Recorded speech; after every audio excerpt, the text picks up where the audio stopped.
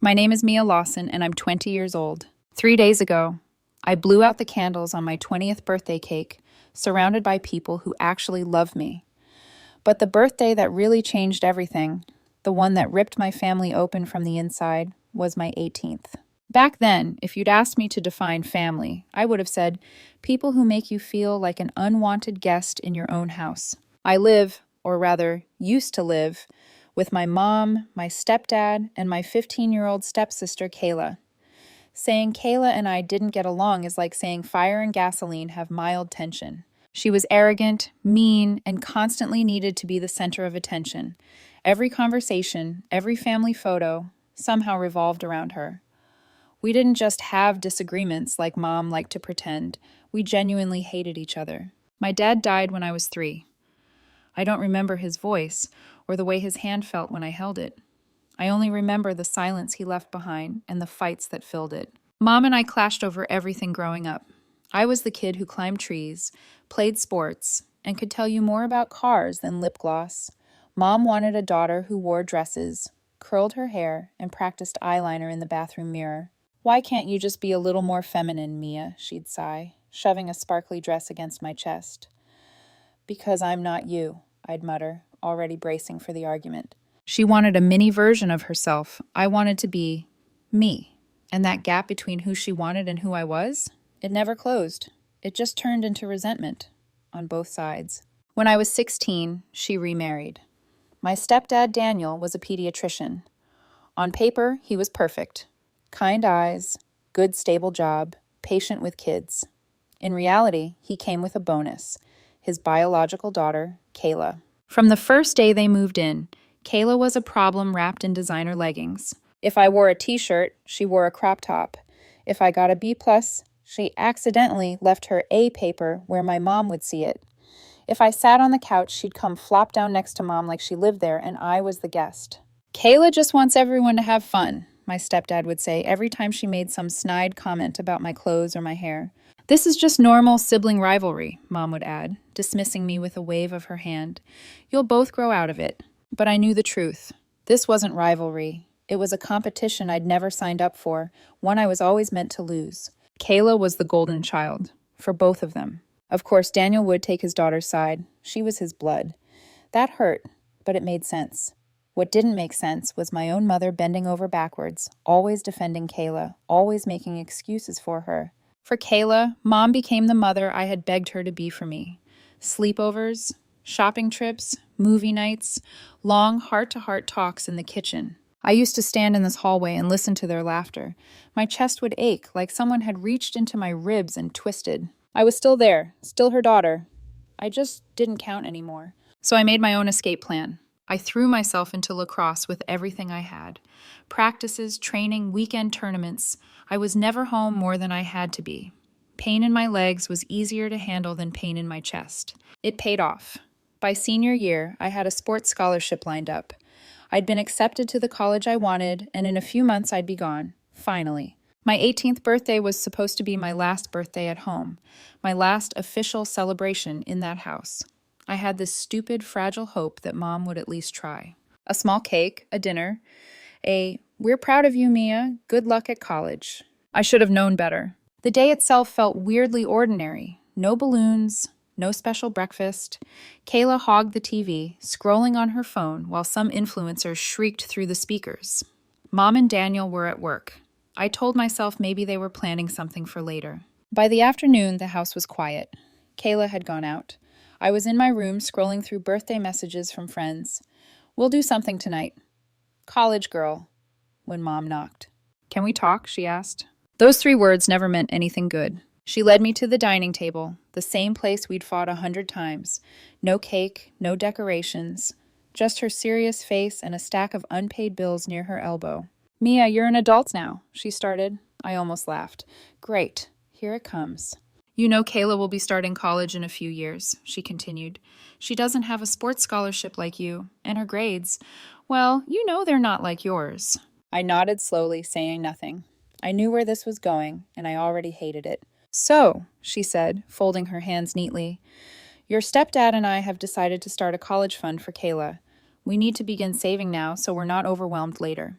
Okay, I said carefully. And what does that have to do with me? Mom sighed in that disappointed way she did whenever I didn't immediately agree with her.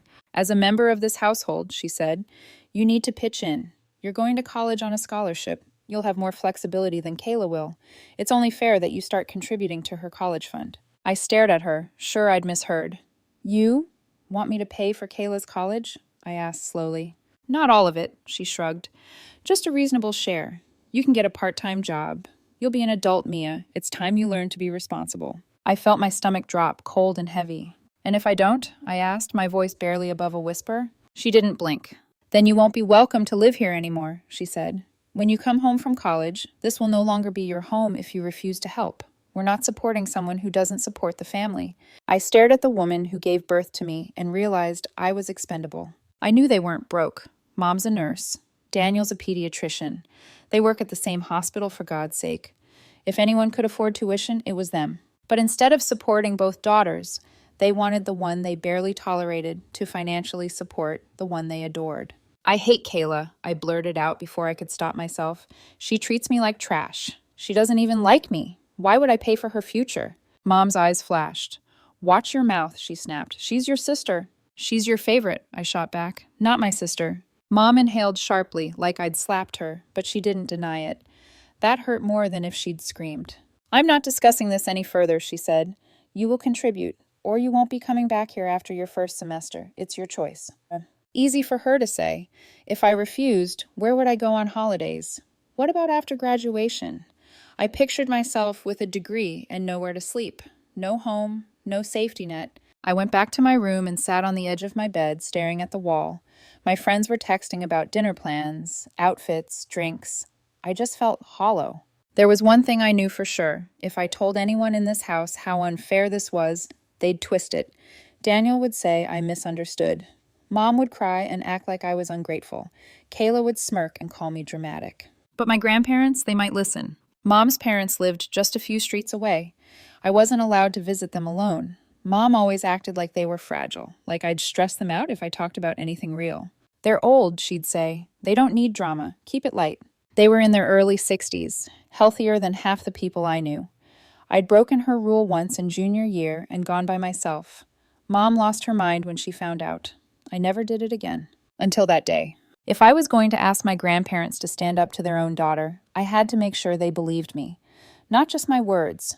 Proof. Hands shaking, I grabbed my phone and opened the voice recorder app. I walked back into the living room where Mom was still at the table, scrolling through her phone. Hey, Mom, I said lightly, trying to sound casual. Can you just repeat what you said earlier about what you expect from me when I go to college? I want to make sure I got everything right. She frowned at me, already annoyed. I already explained it, she muttered. I know, I said, but it's a lot. Please, just once more? She rolled her eyes but started talking. I kept the phone angled down, screen dark, the little red timer quietly ticking in my hand. She repeated the whole thing. Kayla's future tuition, my responsibility to contribute, the ultimatum that if I didn't pay, I wouldn't be allowed to live there anymore. When she finished, I stopped the recording and smiled. Okay, I said. Thanks. I'm going out with friends now. I'll tell you my decision when I get back. Don't stay out too late, she replied, already half distracted. I went to my room, grabbed my jacket and my wallet, but instead of texting my friends, I typed out a different message. Be there later. Something came up. Then I walked out of the house, my heart pounding so hard it was hard to breathe. Every step toward my grandparents' street felt like crossing a line I couldn't uncross. Mom had forbidden unsupervised visits. She'd made it clear. Her rules, her version of the story, her control. But that day it hit me. Maybe that was exactly the problem. By the time I reached their front door, my palms were slick with sweat. I could feel the phone in my pocket, the recording that might blow my mother's life apart. I rang the doorbell. My grandma opened it, her face lighting up when she saw me. Mia, honey, what a surprise. I swallowed hard, my throat tight. Grandma, I said, stepping inside, I need to tell you something, and I really need you to believe me. The moment I stepped inside my grandparents' house, it felt like I'd crossed into a different world. It smelled like cinnamon and old books. The TV was low in the background. My grandpa was in his usual armchair, glasses perched on his nose, newspaper in hand. My grandma led me in by the shoulders like she could tell I might bolt if she let go. You look pale, sweetheart, she said softly. What's wrong? I'd come here intending to talk calmly, to present facts, to be logical. Instead, the second I tried to talk, my voice cracked. Mom said, if I don't pay for Kayla's college, I won't have a home to come back to, I blurted out, and my eyes instantly filled with tears. She wants me to get a job and help fund Kayla's tuition, or I'm not welcome there anymore. My grandpa slowly folded his newspaper and set it down. His eyes, usually gentle, darkened. What do you mean, not welcome? He asked. I pulled my phone out with shaking hands. I recorded her, I said. You have to hear this. Otherwise, she'll say I misunderstood or that I'm lying. She always makes it sound like I overreact. My grandma glanced at my grandpa, then back at me. Play it, she said quietly. I pressed play. We sat in silence as my mother's voice filled their cozy living room. Her tone, her words, the cold clarity when she said, if you won't contribute, you won't be welcome to live here anymore. Even I got a chill hearing it again. When the recording ended, my grandpa's jaw was clenched so tight, I could see the muscle twitch in his cheek. My grandma had one hand over her mouth, eyes glossy. She said it's my responsibility as an adult, I whispered, that Kayla doesn't have a scholarship, so I'm the one who has to help. And if I don't, I lose my home.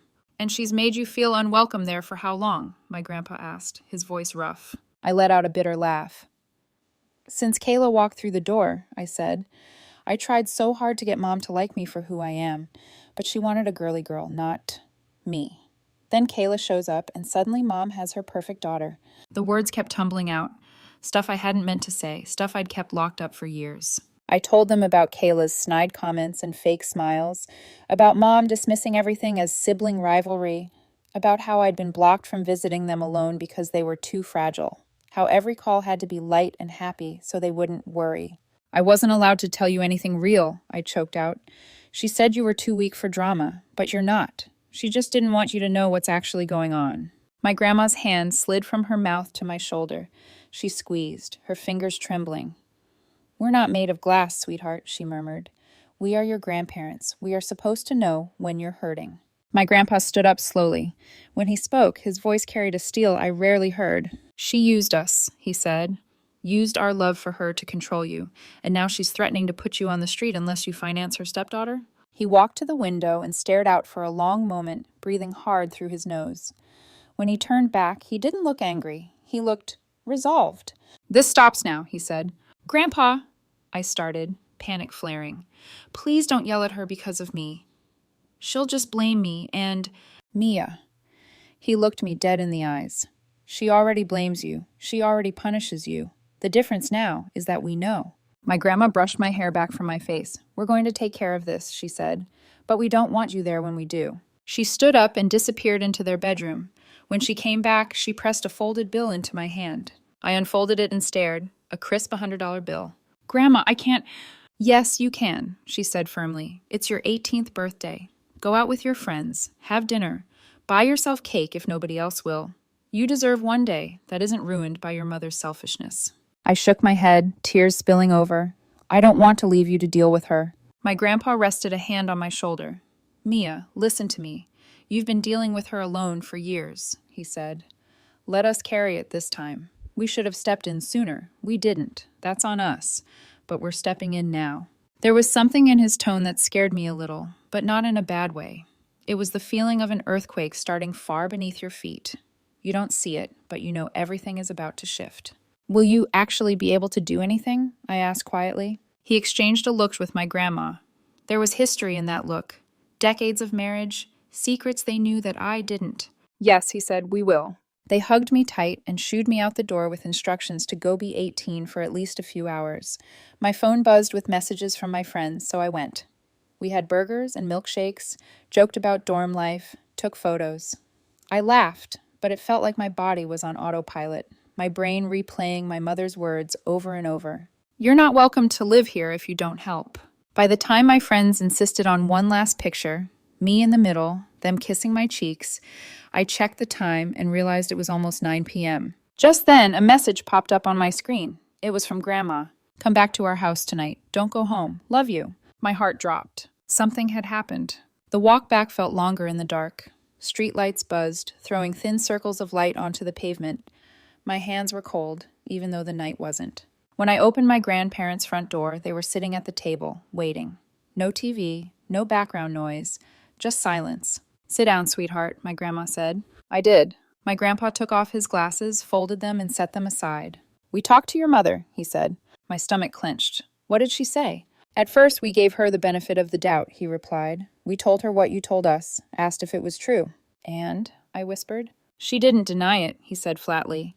"In fact, she said exactly what you recorded, that you're an adult now, that you need to give back to the family, that if you refuse to help fund Kayla's college, you can't live there anymore." I stared at the table, my eyes burning. Grandma spoke next, her voice shaking. We asked her if she understood how cruel that was, to threaten her own child with homelessness over money for someone else's education. "And she said," Grandpa continued, "that you're grown now and her priority is her new family." New family. Like I had expired and been replaced. I looked up, feeling like I wasn't quite inside my own body. "So that's it?" I asked hoarsely. "She chose them, over me, again." My grandpa took a deep breath, then dropped the bomb that blew everything apart. "Mia," he said slowly, "do you know whose name is on the deed to that house you've been living in?" I blinked. "Mom's? Yours and Grandma's? I don't know." "It's mine," he said. "Your grandmother and I bought that house as a wedding gift when your parents married. We always meant to transfer it legally to them. We just never did. The deed is still in my name." It took a second for that to register. "Wait," I said. "So, the house is yours, legally." He nodded. "Which means your mother has been threatening to throw you out of a house that technically isn't even hers to begin with." Anger flared hot in my chest. "Are you serious?" "I wish I weren't," he said. "We gave her a choice tonight. We told her she could retract what she said, apologize to you, and start treating you as her daughter. Or she could leave that house, and we would give it to you instead." My heart started pounding again, loud in my ears. "And?" I asked. My grandma's eyes filled with tears. "She chose to leave," she whispered. Silence crashed over us. "She said you're too much trouble and that her priority is Daniel and Kayla now," Grandpa added, his voice low. "So we told her she has 1 week to move out, or we file to evict her." I thought I'd cry. Instead, I laughed. This horrible, broken sound. "So she'd rather lose the house than admit she was wrong," I said. Of course she would. I wanted to be angry, but underneath it was something worse. That old, familiar ache of not being chosen, of not being enough. Grandpa reached across the table and took my hand. "Mia," he said gently, "this isn't about your worth. This is about her selfishness." "We're transferring the house to you," Grandma added. "It's going to be in your name. We will help you manage everything until you're ready." My head spun. A few hours ago, I'd been terrified of having nowhere to go. Now I was being told the house I grew up in would be mine. I didn't know what to feel. Relief, rage, grief, all of it tangled up, pressing against my rib cage. I don't want to kick her out," I whispered. "I just didn't want to be kicked out either. Does that make sense?" Grandpa squeezed my hand. "We're not doing this just because of today," he said. "It's years of behavior, Mia. The way she has treated you, the way she's been treating us. We have begged her to let you visit more, talk to us more. She always had an excuse. Now we know why." "She kept us away from you," Grandma said softly, "for her own comfort, not for our health." I stared at the table. I felt like a little kid again, watching my mother walk ahead of me and never once turning back to see if I was keeping up. That night, I slept in the guest room at my grandparents' house. The bed was softer, the air quieter. But my mind wouldn't shut off. Mom had chosen them, again. But this time, there was a consequence. The next day, around noon, Grandpa drove me back to the house to collect my clothes and essentials. It was strange walking up to the door, knowing this place was about to stop being their home and might become mine. When we walked in, everyone was there. Mom, Daniel, Kayla. They all stared as if I were a stranger. I didn't say a word. I walked straight past them to my room. Grandpa followed, carrying an empty duffel. We folded clothes in silence for about 10 minutes before my door opened. "Mia," Mom said, "I need to talk to you, alone." "I'm busy," I muttered, shoving a hoodie into the bag. "Please," she insisted, "just 5 minutes." Grandpa looked at me. I could tell he didn't like it, but this was something I had to face. "I'll be right outside," he said, and stepped into the hallway. Mom closed the door and turned toward me, eyes already glossy with unshed tears. "This got out of control," she began. "I need you to fix it." I laughed without humor. "You want me to fix the fact that you told your parents you'd rather move out than stop threatening your own kid with homelessness?" She winced. "I was bluffing, okay?" she snapped, then softened her voice. I wasn't actually going to kick you out. I was just trying to teach you responsibility with money. By telling me I'd have no home, I stared at her. That's your idea of a lesson? She paced a few steps, wringing her hands. The plan was to put whatever money you sent into a separate account, she insisted. For you, for your future. I was going to give it back to you later. I just wanted to see if you'd be willing to help your family. My brain stalled. So you're saying this was all some test? I asked slowly. A weird manipulative test where you lie to your own daughter and threaten her security to see if she's a good person? She flinched. Don't say it like that. How else am I supposed to say it? Tears spilled down her cheeks. If you'd just talked to me, instead of running to my parents, I would have told you the truth, she said. Now they think I'm a monster, and they're kicking me out of my own house. It's not your house, I said quietly. It's theirs. She glared at me like I'd betrayed her. You went behind my back, she hissed. You turned my own parents against me. I opened my mouth, then closed it. For a moment, she dropped the anger and let desperation show. Mia, I can't move out on such short notice. I can't uproot Kayla like this. You need to talk to your grandpa. Tell him you misunderstood. Fix this. There it was again. Not, I'm sorry. Not, I was wrong. Just fix this. I can't, I whispered. I won't. She stared at me like she didn't recognize me. Then her voice cracked. I didn't mean for you to get hurt, she said. I do love you. I always wanted the best for you. I just wanted you to grow up.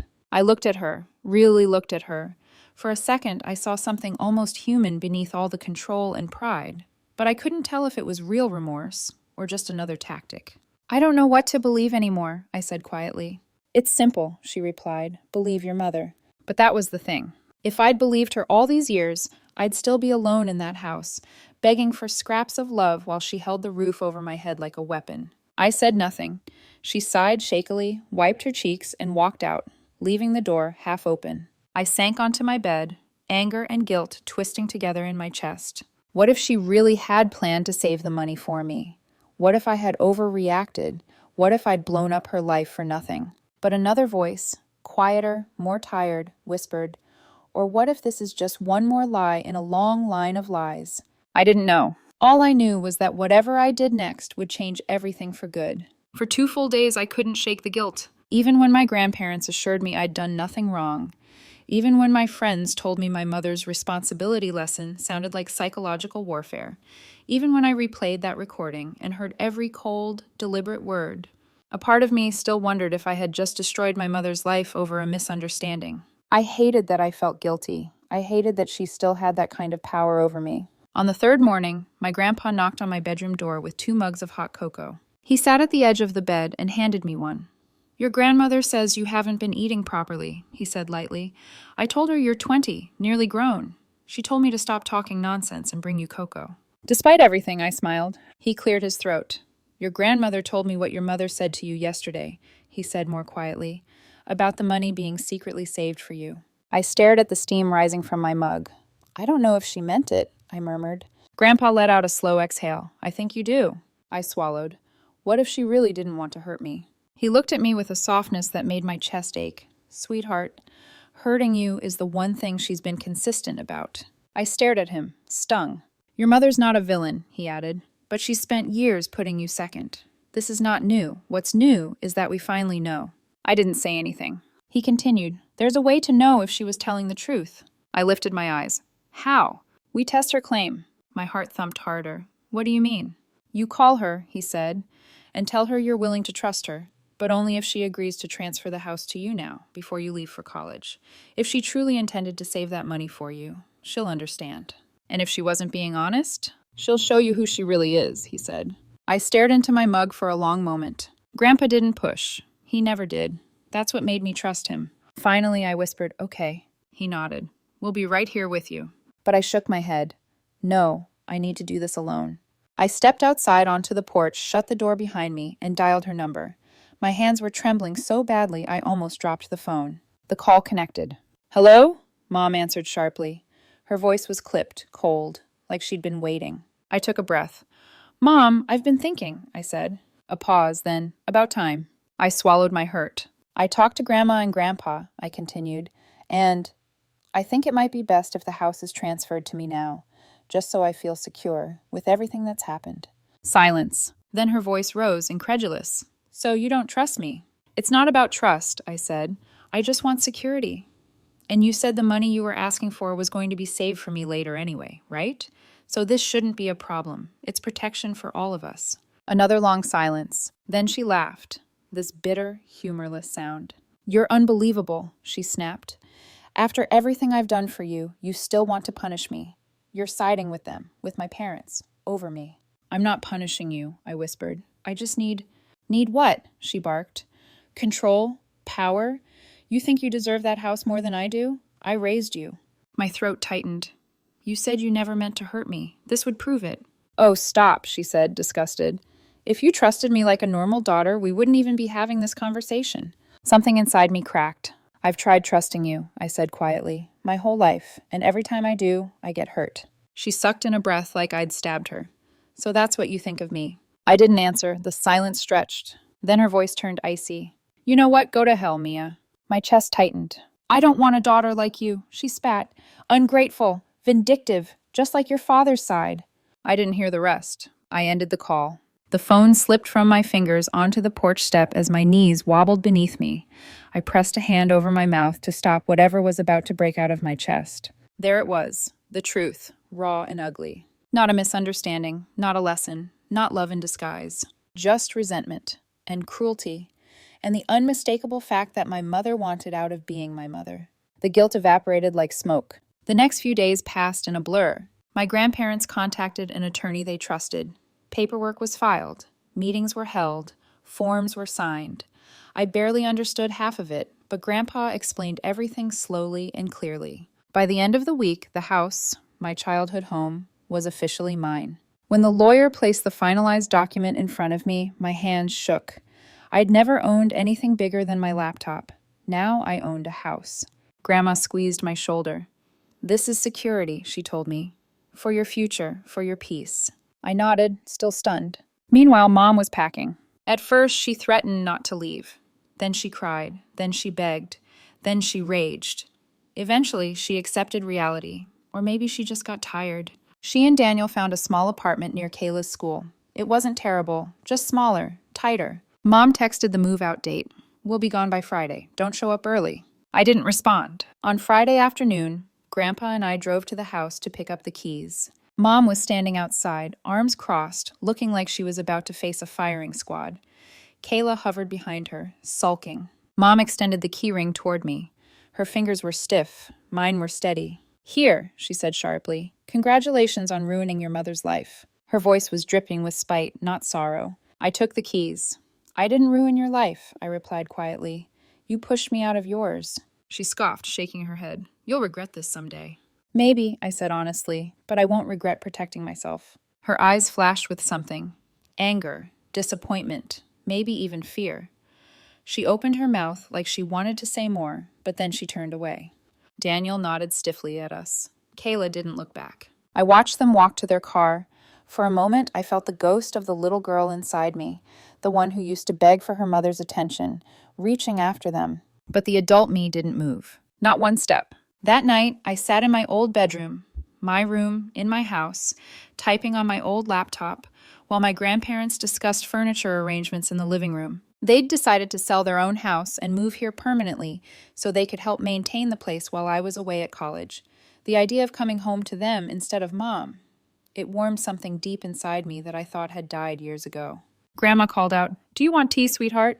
I looked around the room, the posters, the familiar creaking floor, the window I used to open when I needed fresh air after a fight with Mom. For once, the air felt light. Safe. I do, I answered, smiling. When Grandma brought the mug in, she kissed the top of my head the way Mom never did. You deserve a peaceful home, she whispered. And for the first time in a long time, I believed it. I have college starting soon, a whole new life ahead, one where I won't have to wonder whether I'm enough, one where I won't have to earn love through pain. I'm finally living the life I always wanted, and I couldn't be happier.